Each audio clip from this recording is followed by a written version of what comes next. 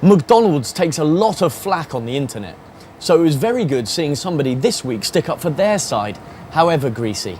A company called Cremaid likes McDonald's so much, in fact, that they're offering $10 to anybody who blogs about their McDonald's experience, places a link to the Cremaid website, and also puts photos down of themselves licking their lips or chips. Amazingly, McDonald's are not affiliated to this in any way, and so it's quite hard to work out why the hell Cremaid are doing it. Anyway, I decided to take advantage of the offer before they spiraled into uncontrollable debt and took a few friends with me to the local drive-thru.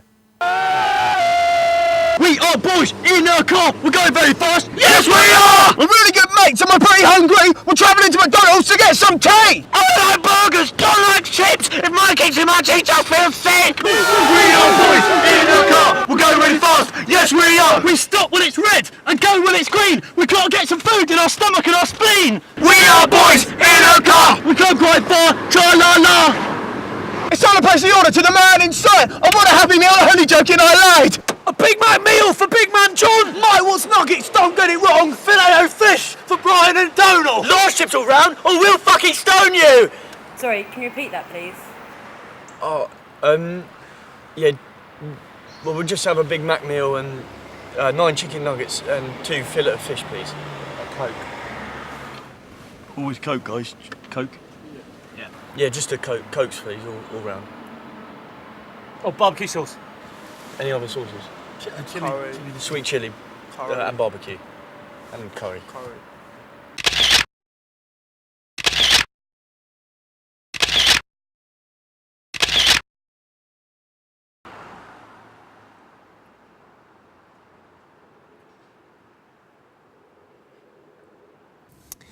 In the last month, what claims to be Britain's first internet TV station has arisen. Astonishingly, though, it isn't porn. Unless Porn for You is discussing Conservative Party policy or Anne Widdecombe for 4 hours, Monday to Thursday. No, it isn't, thank you very much. On 18 Doughty Street, a whole load of Tories sit around in high-backed armchairs and talk to each other about politics. Which is okay, I suppose. Oh, they do manage to get a scoop, though, sometimes. Such as Shami Chakrabarti of Liberty. Although the presenters do seem far more interested in each other. No, please, I'm really enjoying this. Please carry on. And sometimes they just get completely random people in.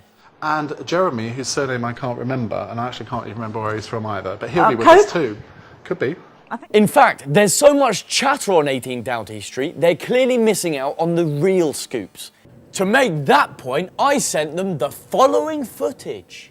Well, Mr. Pole, thank you for joining us today. Well, Bernard, thank you very much. It's a pleasure as ever.